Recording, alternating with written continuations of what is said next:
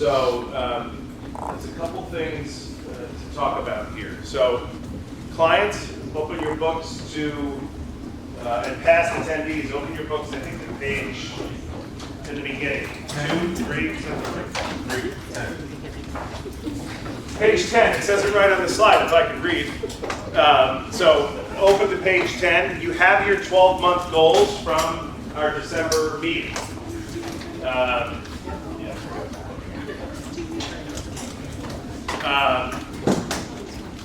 For those of you who were not here in December, hopefully you created some goals for yourself. But if you haven't, you're going to create them now.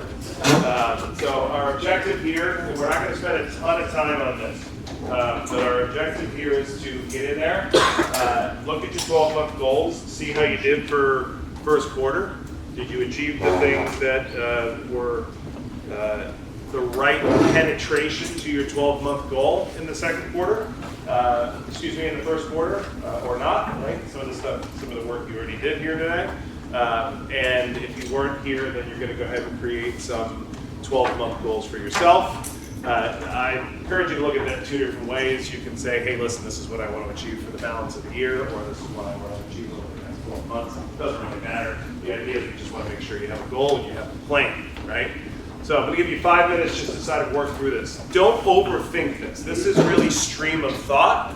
So if you haven't done it, it's stream of thought. If you have done it, you're just going back, checking your work, seeing how you're doing, and then your ultimate goal here, as we wrap up this section, is to choose what those 3 things are that you're going to be focused on in second quarter.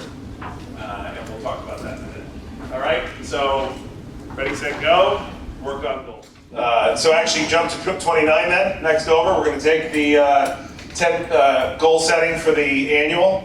And the objective here is to pick your main priorities. Now there's 3 things that we really want to highlight here. So on page 29, you're going to notice that goal 1 has in parentheses the word time. Goal 2 has in parentheses the word money. Goal 3 has in parentheses the words team/leadership. And the reason that's there is because we're trying to encourage you guys, when you create your goals, to look at those 3 categories.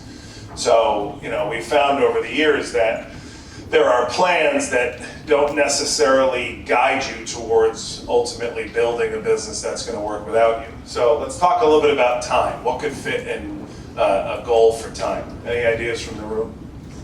What would be a good time goal for a business? Kath? Delegation. Delegation, so that's a good one, right? Who's good at delegation? Who's not good at delegation? So that's something to think about, right? What's another good time goal? Corey, I heard you say something. Automation, right? So things you can do from a technology standpoint. What else? What could be another good time goal? Hiring, right? So that could go in time, that could go also in team or leadership as well. So either box. I'll throw one more at you. Productivity, right?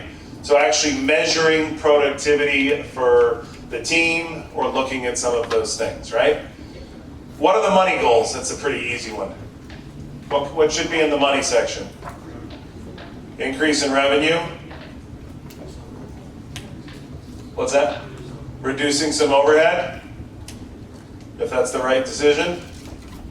What else? Retention. So those are all good examples of things that can live in the money space. So we want you to be thinking about something that is relevant to your business, that makes sense, that gets you growth. And again, you're connecting this back to that financial plan. So we're thinking about retained business or predictable, which requires work. There's an equation that I like to use for retention that I've shared with many of you. And it goes like this: relationship times results equals retention. So if you have results with a client, but no relationship, somebody else might swoop in and be able to take them. If you have a relationship with clients, but no results, the relationship will get you somewhere, but at some point, without results, it just might not be worth their investment anymore. So when you're thinking about money, those are things. What do you do How do you treat the clients that you have? How hard are you working on retaining them? Those are all good money examples. And then team and leadership. So what are some good examples in team and leadership?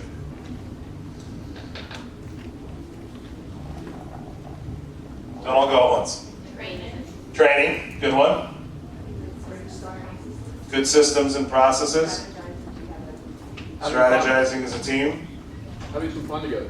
Having some fun together, it's a good one. Right? So when you're in that team and leadership space, think about the things that need to happen. So the development of people, hiring people. Shannon, stood up and was like, my win was we let somebody go. I mean, it's a weird win in the sense of it, like celebrating that as a win kind of is the challenging component of it. But from a business standpoint, sometimes we have to let people go. And people don't do it, and that impacts the growth of a business, right, from an accountability standpoint. From a leadership standpoint, some of us are working on leadership in our work together, right? What are you doing to become a more effective leader? Kathy brought up delegating, right? How about DISC, right? And proper communication with your team, right? And doing and saying the things that team members need. So as you're digging into these goals, very important. Now, I also want you to flip to page 30, because I want to draw a parallel for everybody in the room to make sure that you're clear. So the goals for time, team, page 30, the goals for time, team, and money directly connect to the golf balls.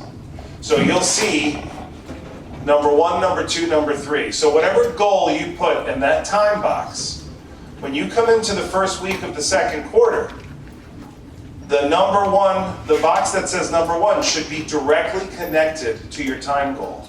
So what is the thing you're going to do in that week to move whatever that time goal forward is? Does that make sense to everybody? So this is how you use the planner to keep you on track to achieve the things you say you want to achieve. And this is where we see the biggest void. Right? As people create these plans, they create these goals, and then they just go back to doing what? Working in their business, staying on that hamster wheel, just going to whatever the next shiny thing is. But as that video alluded, those that get super focused on moving it forward and staying committed to the plans, you're going to achieve things, and you'll still do all the other stuff that comes. All right? So this is the building of the second quarter time period. So again, I'll just remind you, try not to get distracted with stuff. You can do emails later.